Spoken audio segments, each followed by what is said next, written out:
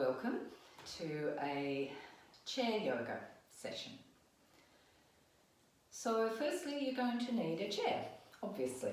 So ideally the chair is not a chair that you're going to relax into in a nice, like an armchair type situation. You want a chair that's more upright. And ideally when you sit in your chair, your knees and your hips are about level. So just make do with what you've got, but it does need to be something fairly stable and supportive. So we're going to begin with our chairs in front of us. So just stand behind your chair, have your feet hip distance apart, outside edges of your feet are parallel. Lift your toes up, spread them out and place them down one by one. And gently rock forward and back, feel the weight even over the soles of your feet.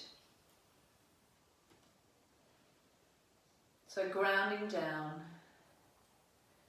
just connecting to the energy of the earth beneath us, and then bringing your attention up through your body, all the way to the crown of your head, and feeling the crown of the head drawing upwards. So it's like you're balanced between two poles, one above, one below.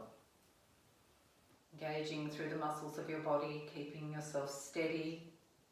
Gently close your eyes, and if you're feeling a little unsteady, particularly once you close your eyes, you can place your hands gently on the back of your chair. Depending on the chair you're using, of course, but just use the chair as best you can depending on your circumstances. And whenever we use our chair for that little bit of balance, try not to put any more weight through your hands onto the chair than what you absolutely need to. So it might just be a tiny little touch, or perhaps not at all. Or you might start with your hands just lightly on the chair and then practice taking them away, and then perhaps you find that you can manage without. Just coming back to your breath, natural rhythm. And with your eyes closed, you might begin to notice a sense of movement in your body. If you don't want to close your eyes altogether, you might just lower your eyelids and look down toward the floor.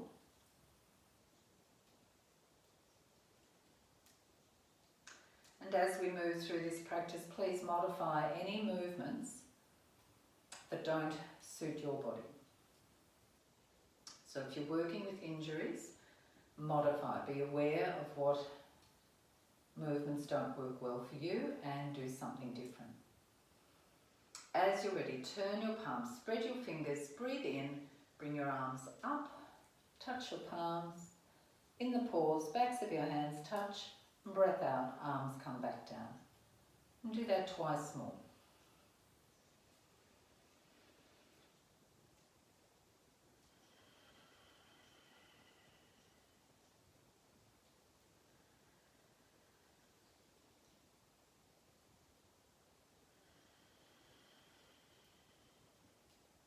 And then bring your arms back up above your head again. Interlace your fingers, press your palms up, drawing up through the palms, but drawing your shoulder blades down your back. Now from here, if you feel comfortable to begin to lift your heels off the floor, and it might only just be taking the weight out of the heels into the front balls of the feet and the toes, or you might lift all the way up, working your inner ankles towards one another. Of course, alternatively, if that is too hard for your balance, you might gently keep the hands on the back of the chair and come up onto your toes in that way with a little bit of support through your hands on the chair. And then you might practice, you might be able to bring one arm up, bring the other arm up. Perhaps you might be able to bring both hands off the chair just for a moment.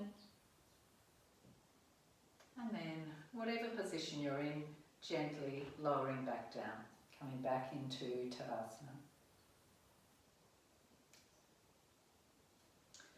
So now we'll use either the back of the chair or the seat of the chair to come into a position, a little half downward dog, so a shoulder stretch.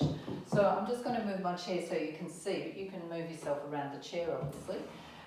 So if your hands are on the back of your chair, and you walk backwards and hinge from the hips and come forward into this position. Keep drawing the navel toward the spine, so you're not completely collapsing, you're still working.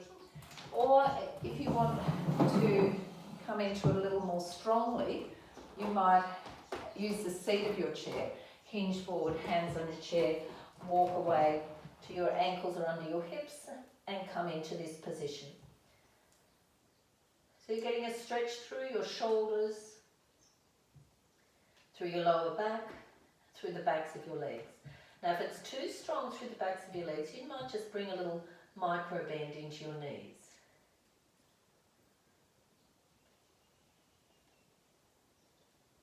Head is between your arms. And to come out, we're going to bend our knees, take our hands off the chairs and curl up. And from here, we'll sit on our chair. So coming onto your chair, and of course we don't sit back in it, again, not like an armchair where we're relaxing, we're working through our bodies.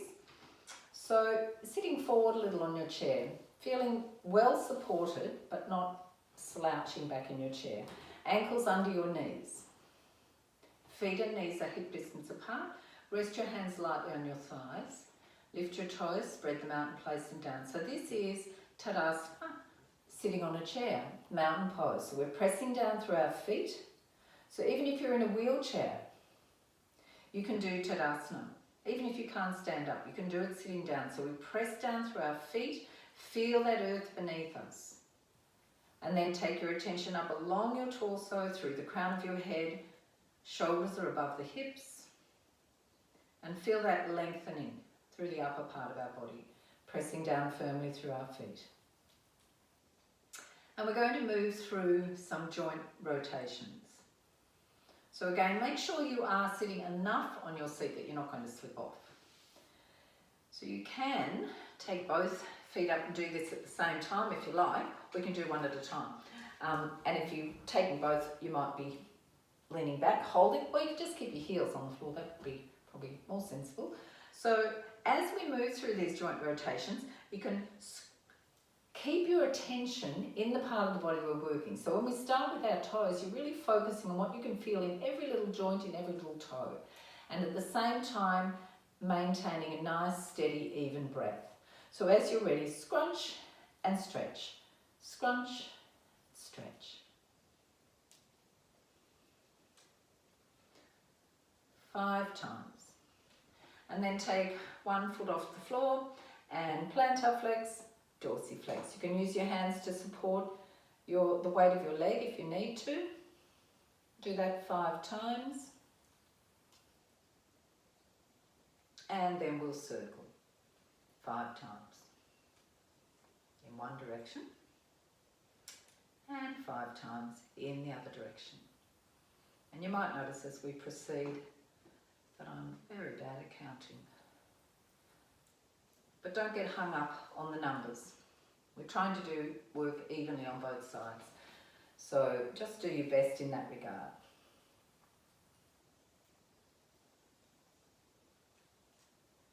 Plantar dorsiflex, then circle, one direction, and back in the other direction.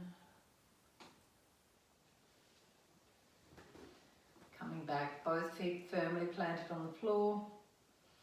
Coming up your legs to your knees. Lift one foot off the floor, straighten the knee, bend. So straighten the leg, bend the knee. In and out, flexing and extending. Extend, flex. 5 times. Grounding down through that foot, lift the other foot, and again, extend, flex.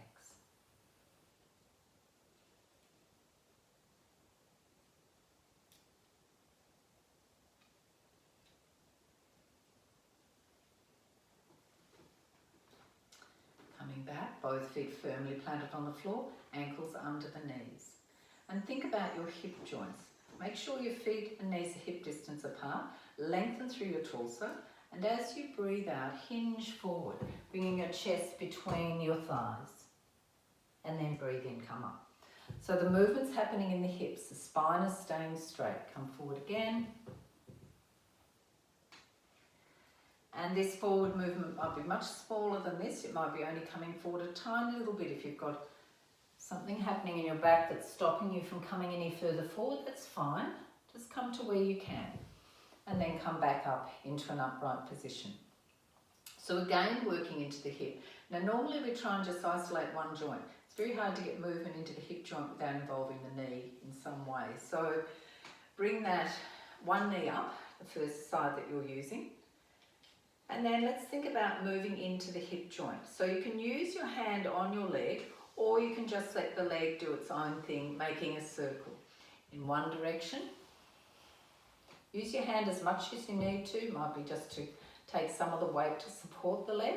Do 5 in one direction and then 5 back in the other direction. You can see that by moving the knee joint, it allows you to get some more movement into the hip. So the hip is the focus and the knee joint is just moving to assist.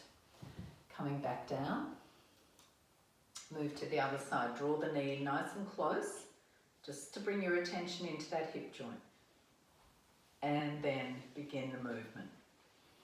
And each side might be quite different. I can always feel quite a clunking in this side when I do this external rotation.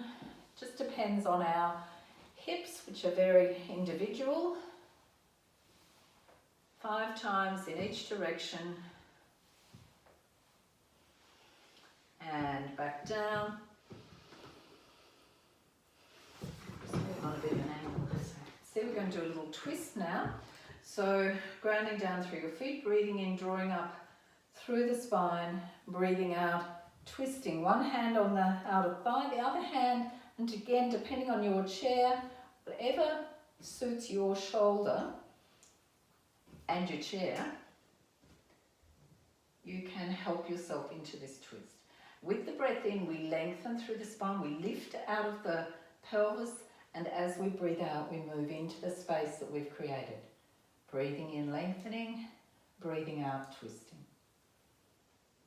Remember to be kind to yourself. Don't be forcing yourself into a position that is painful or uncomfortable. We're looking for a nice, steady twist. And release. Breathe in, lengthen. Breathe out, move to the other side.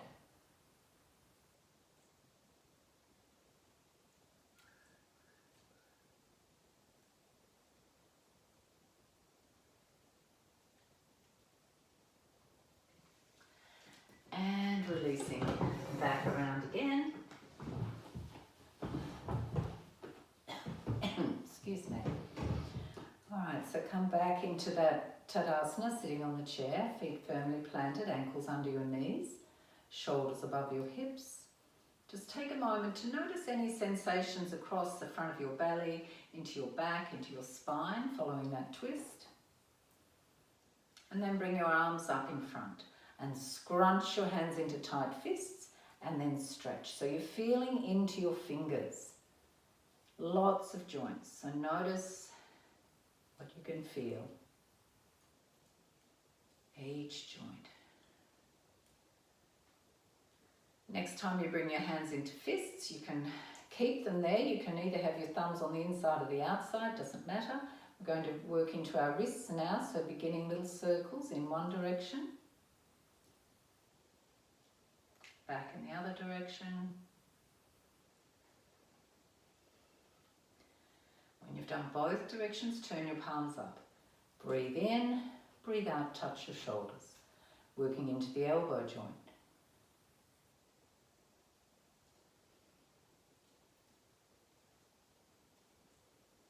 Really pay attention to your elbow, both elbows. Next time you touch your hands to your shoulders, keep them there, and let's do circles with our elbows. Now, if you've got any restrictions in your shoulders, this might look a little more like this, with tiny little circles down low, or it can be big circles.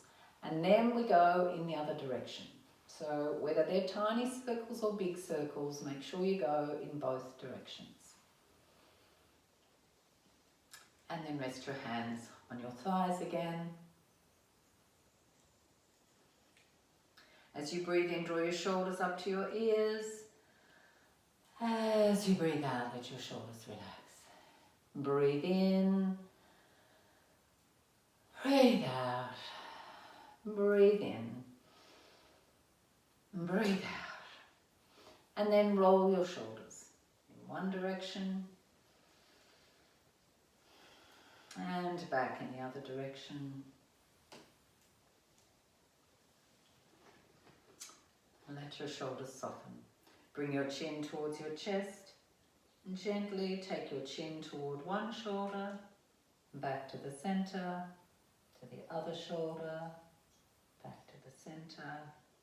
Twice more to each side.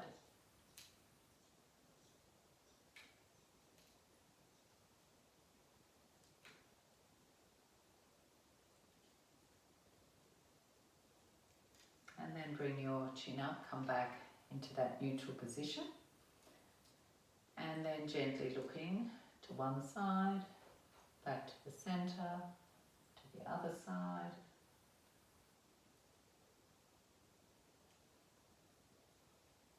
A total of 3 times in each direction.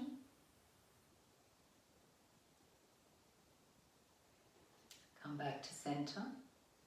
Gently clench your teeth together and then relax. Clench and relax, feeling the jaw tighten and soften. And then just move your jaw around a little. Just explore, open mouth, move around into the jaw, a place where a lot of us hold a lot of tension,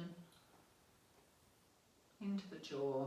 And then you can either make the sound or you can just make the movement with your mouth and your jaw and your lips, where we say the E sound, the oo sound, the ah sound. E, oo, ah, E, oo, ah. Just really getting some movement into the jaw and the neck. Then relax your face. Bring your hands up and just give your earlobes a little bit of a pinch massage. And then move up around the edges, around the top. Give your ears a good massage. And then if you haven't got hearing aids, you can give your ears a good rub. Apparently it's very uncomfortable if you've got a hearing aid, so don't do it if you have. Then make your hands into claws. We're going to give ourselves a little head tapping massage. So tapping all over your head and the front, the sides, and of course be aware if this is not something that you find pleasant, you might not be doing it, or you might be doing it more gently. And all the way down the back into your neck, around your ears, and then bring your fingertips together in the center of your forehead, and then begin to press and take them apart a little more, and just walk your way down the side of your face and come to your cheekbones. You might use your thumb in underneath to get right in there, in around that jaw again, around the jawbone. Good. Give your neck a little bit of a massage. And then rub your palms together briskly, creating warmth in your palms. Then cup your hands over your eyes. Open your eyes and look into the palms. Let your eyes absorb that warmth. Twice more.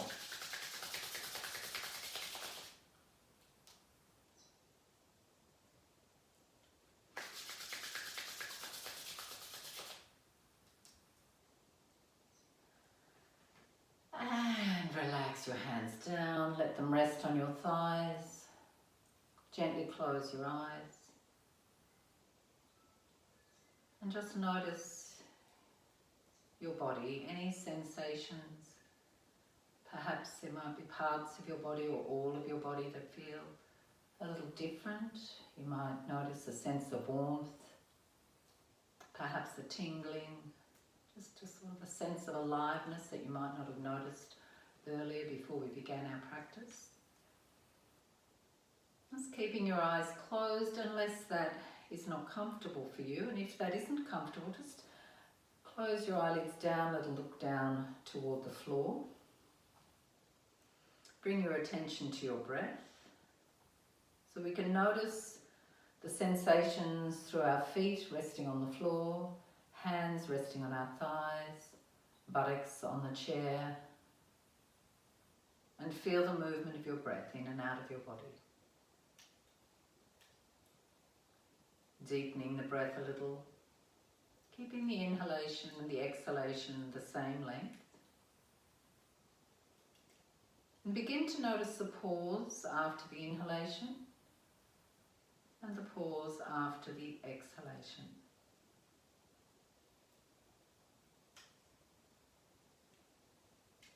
Notice how and where the body moves as you breathe.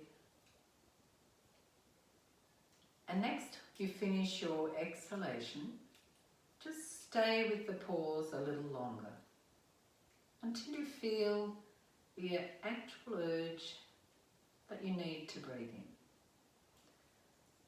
So we're not holding the breath or locking it off, just extending and staying with the pause a little longer.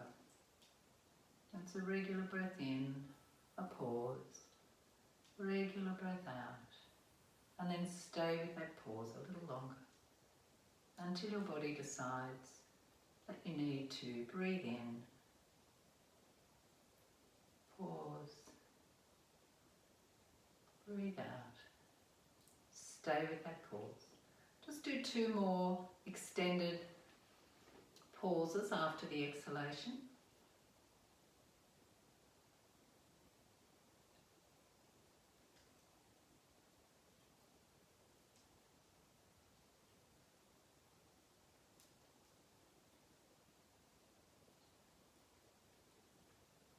And then open your eyes, bring your hands to your heart, touch your palms together, relax your elbows, relax your arms, let your thumbs rest on your sternum.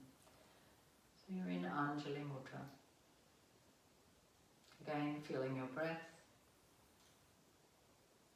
And then bring your hands to your forehead, forward to your hands, Namaste. Hands to your heart. I hope you have a very happy day and thank you for joining me.